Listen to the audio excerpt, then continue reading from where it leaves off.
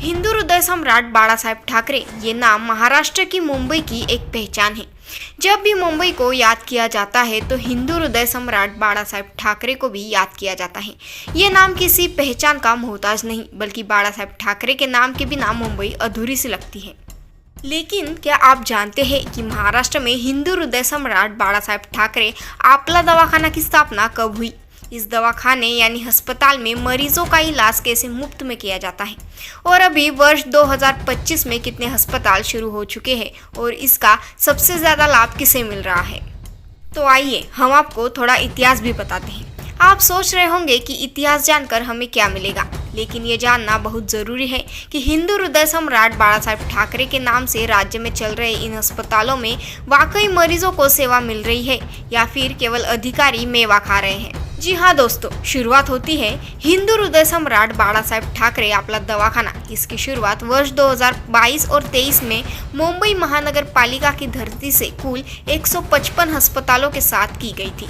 उप मुख्यमंत्री महोदय ने राज्य के अर्थसंकल्प भाषण के समय ये घोषणा की और इन दवाखानों की स्थापना की गई। बताया गया कि इस अस्पताल में MBBS doctor, BSc nursing staff, कर्मचारी, गार्ड, सफाई कर्मचारी, चेकअप, दवाइयाँ, सॉफ्टवेयर, हार्डवेयर, 500 वर्ग फुट किराए की जगह, फर्नीचर, स्वच्छता और सुरक्षा के साथ अस्पताल शुरू किया जाए और अस्पताल का समय दोपहर 2 बजे से रात 10 बजे तक रखा जाए ताकि इसका लाभ ज़्यादा से ज़्यादा झुग्गी बस्ती में रहने वाले नागरिकों को मिल सके। वर्ष 2023 और 24 में शासन द्वारा जीआर सरकारी आदेश जारी किए जाने के बाद महाराष्ट्र राज्य के हर जिले में हिंदू हृदय सम्राट बाळासाहेब ठाकरे आपला दवाखाना की स्थापना की गई। अब जरा एक पहलू और बताते हैं। जलगांव जिले में जब यह अस्पताल शुरू किया गया तो उस वक्त की कुछ अहम बातें सामने आई हैं, जैसे कि अम्मनेर में 3 अस्पतालों के लिए किराए से जगह ली गई।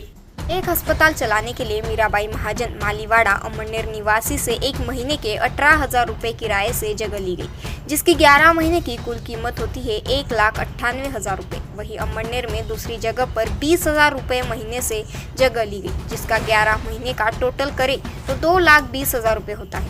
फिर अम्मनेर में 17,000 रुपये के किराए पर एक जगह ली गई, जिसकी 11 महीने की कुल कीमत 1,87,000 रुपये होती है। पाचोरा में जब अस्पताल के लिए जगह भाड़े से ली गई तो उसका 1 महीने का किराया 52,125 रुपये बताया गया, जिसकी 11 महीने की कुल टोटल होती है 5,73,375 रुपये। ऐसे ही पाचोरा में दूसरे अस्पताल को 52,125 रुपये किराए से लिया गया और जिसके 11 महीने का भी कुल खर्च 5,73,375 रुपये होता है। पाचोरा में फिर एक जगह ली गई 42,525 रुपये महीने के किराए पर, जिसकी 11 महीने की कुल टोटल होती है 4,37,775। समझ आया? शायद नहीं, तो रुकिए थोड़ा। 1,98,000 plus 2,20,000 plus 1,87,000 plus 5,73,375 plus 5,73,375 plus 4,67,775 रुपये किया आपने टोटल? नहीं किया तो सुनिए, टोटल आया है 22,19,525 रुपये। थोड़ा दिमाग पर जोर डाले तो पता चलता है कि ये हम आपको सिर्फ 6 अस्पतालों का रिकॉर्ड बता रहे हैं जो लाखों में है। तो जिले में कितने अस्पताल होंगे जिसका खर्च करोड़ों में जा सकता है? अब सवाल ये है कि क्या वाकई में इस अस्पताल का लाभ गरीब जनता को मिल रहा है या फिर अस्पताल के नाम पर केवल अधिकारी मेवा खा रहे हैं? इसका पर्दाफाश करने के लिए जलगांव जिले की भीम आर्मी के गणेश सपकाळे, श्रीकांत वानखेड़े और सामाजिक कार्यकर्ता जुनेद अशरफ खान ने संवाददाता सम्मेलन आयोजित कर मीडिया से बात करते हुए सीधे आरोप लगाया है कि जिले में बहुत से अस्पताल केवल कागजों पर चल रहे हैं। उन्होंने बताया कि उन्होंने कुछ दवाखानों का दौरा किया जो सिर्फ नाम के लिए शुरू है। वहाँ सिर्फ बोर्ड लगा हुआ था, ना कोई डॉक्टर आता है ना कोई कर्मचारी। उन्होंने सवाल उठाया कि जब वहाँ कोई डॉक्टर नहीं आता है तो मरीजों को लाभ कैसे मिल रहा है। इसीलिए उन्होंने इस पूरे मामले की एसआईटी से जांच की मांग की है और आरोप लगाया है कि इनमें लाखों रुपए का भ्रष्टाचार हुआ है। साथ ही उन्होंने चेतावनी दी है कि अगर सरकार जल्द कोई कार्रवाई नहीं करती है तो वो 15 अगस्त के दिन हर तालुका में आंदोलन करने पर मजबूर हो जाएंगे। माझं नाव गणेश सपकाळे, मी भीम आर्मी जळगाव जिल्हा अध्यक्ष। पत्रकार परिषद घेण्याचा उद्देश असा होता की गोरगरीब जे लोक आहेत ते आरोग्य सेवेपासून वंचित आहेत। कारण की तुमच्या माहितीकरता सांगतो, 11 जुलै 2023 शासनाने एक जीआर काढलेला होता हिंदू हृदय सम्राट बाळासाहेब ठाकरे आपला दवाखाना हे जळगाव जिल्ह्यामध्ये 25 हॉस्पिटल आहेत, परंतु फक्त कागदावरती आहे. कशावरती आहे? फक्त कागदावरती. आणि हे 25 हॉस्पिटल जे आहेत, सरकारने असं केलेलं होतं की जे सुविधा आहे, आरोग्य सुविधा हे गोरगरिबांना मिळाल्या पाहिजे. स्लम एरियामध्ये हे हॉस्पिटल हे त्या ठिकाणी ओपन करण्यात यायला पाहिजे होतं. परंतु असं आम्हाला वाटतं की या ठिकाणी हुकुमशाहीच्या नुसार या ठिकाणी काम करण्यात आलं.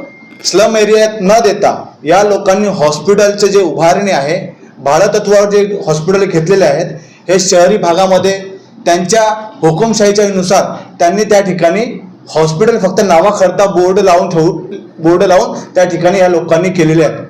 म्हणजे की असं झालेलं आहे, हॉस्पिटलला फक्त बोर्ड लावलेले आहेत, कोणत्याही प्रकारे त्या ठिकाणी हॉस्पिटलमध्ये डॉक्टर अवेलेबल नाही, कोणत्याही प्रकारच्या त्या ठिकाणी शिपाई अवेलेबल नाही. त्या ठिकाणी हॉस्पिटलला ताला 24 तास लावलेला असतो.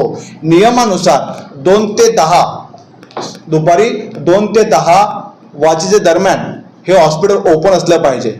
परंतु कधीही गेला, कोणताही पेशंट गेला तर त्या ठिकाणी डॉक्टर अवेलेबल भेटत नाही.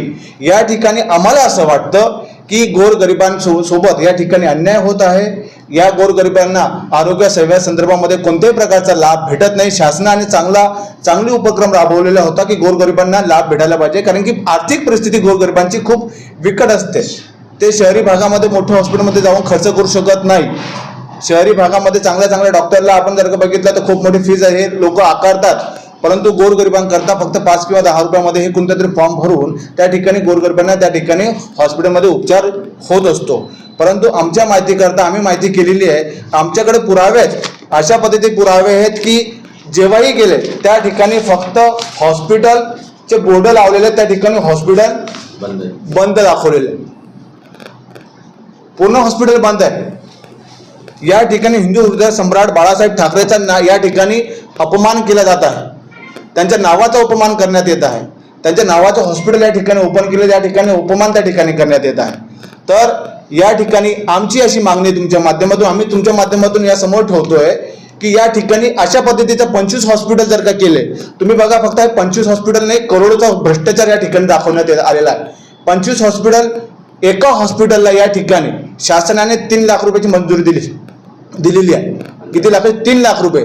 3 लाख गुणिला 25 हॉस्पिटल म्हणजे 75 लाख रुपये प्रति महिना निधी दिला जातो. आणि 75 गुणिला 36 हे 3 वर्षाचा हिसाब सांगतोय मी. 75 गुणिला 36 27 करोडचा या ठिकाणी भ्रष्टाचार झालेला आहे. या ठिकाणी हॉस्पिटलमध्ये कोणताही डॉक्टर नाही, कोणताही पेशंट नाही, कोणत्याही प्रकारची सुविधा या ठिकाणी अवेलेबल नाही, कोणत्याही प्रकारचं औषध त्या ठिकाणी गोरगरिबांना दिले जात नाही.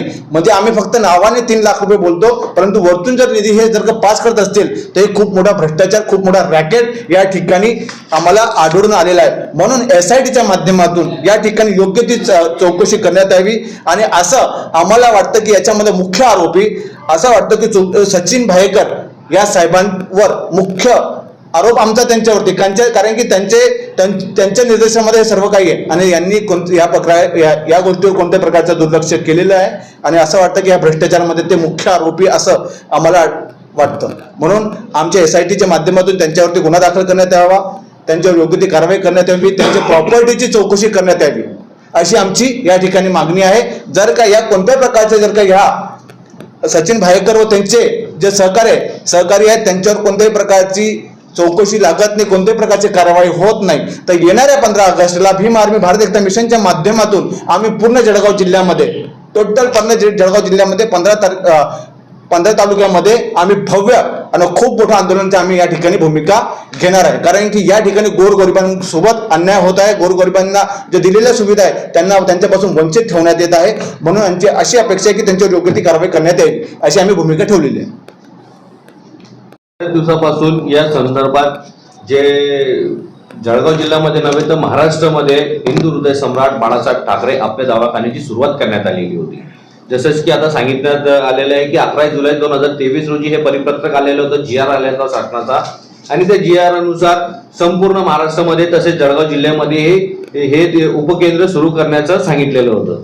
पण मात्र हे अद्यापपर्यंत जी आम्ही या ठिकाणी प्राथमिक तपासणी केली, ते प्राथमिक तपासणीमध्ये आम्हाला या सगळ्या गोष्टी कागदावरच आढळून आलेल्या आहेत.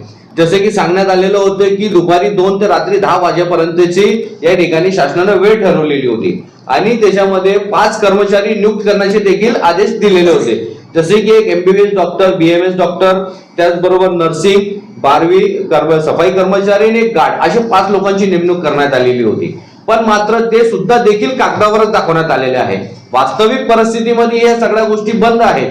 आम्ही जेव्हा त्या ठिकाणी त्या ठिकाणी जेव्हा जाऊन आलो, तिथं आम्ही चौकशी केली तर स्थानिक नागरिकांचीही तक्रार आमच्यापर्यंत पोहोचली. आणि त्याच्यामध्ये एक महत्वाचा अजून विषय आहे की जे घर भाडं ठरवलेले आहेत तर त्यांची किंमत 52,000 इतकी दाखवलेली आहे. म्हणजे आपण एक साधारण जर म्हटलं गेलं की एक रूमची जर आपण भाडं जर सांगितलं गेलं तर 5 ते 10,000 रुपये इतकी असावी साधारणतः. पण त्या ठिकाणी 52,000 रुपये देखील भाडे आकारले जात आहेत. त्या ठिकाणी पेशंट जे येतात त्यांची त्या ठिकाणी कोणतीच प्रकारची नोंद नाहीये. जसं की शासनानं सांगितलेलं होतं मोफत तपासणी, मोफत उपचार आणि मोफत औषधी, तरी देखील याच्यामध्ये फक्त कागदावरच आहे, वास्तविक परिस्थितीमध्ये नाहीये. तर त्यांना हा डाटा कुठून कलेक्ट केला? जे आरोग्य सेविका असतात, जे घरोघरी जातात नाव नोंदणी करण्यासाठी, ते त्यांच्याकडनं ते डाटा कलेक्ट करतात आणि ते डाटा ते त्यांच्या रेकॉर्डवर घेतात. आणि हा संपूर्ण भ्रष्टाचार अशा प्रकारे उघडकीस आलेला आहे.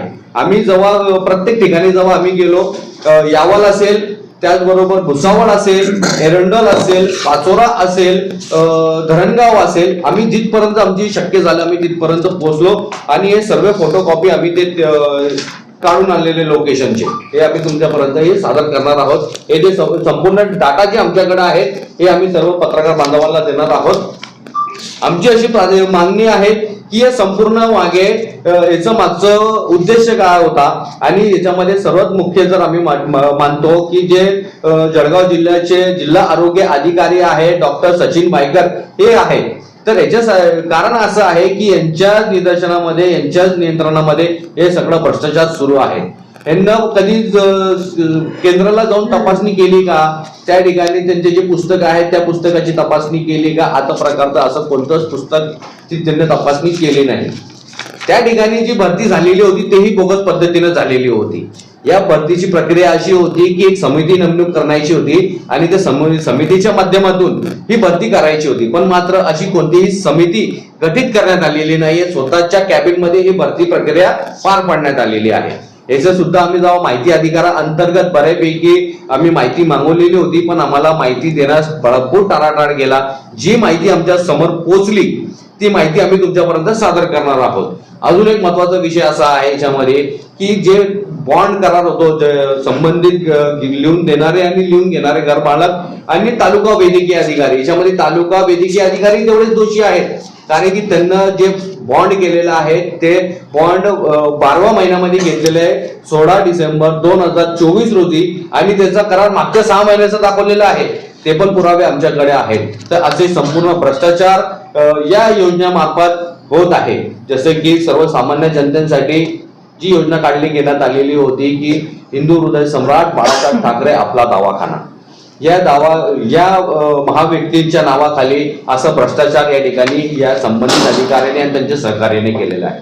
तर आम्हाला शासनाची एकच मागणी आहे, शासनाला मी विनंती करू इच्छितो की या संपूर्ण प्रकारावर स्पेशल इन्व्हेस्टिगेशन टीम SITच्या मार्फत चौकशी व्हावी आणि त्यांना जे या संपत्ती बेकायदेशीरपणे जमा केलेली आहे ते शासनानं परत त्यांच्याकडे घ्यावी, पूर्ण वसुली करावी, एवढीच आमची विनंती आहे.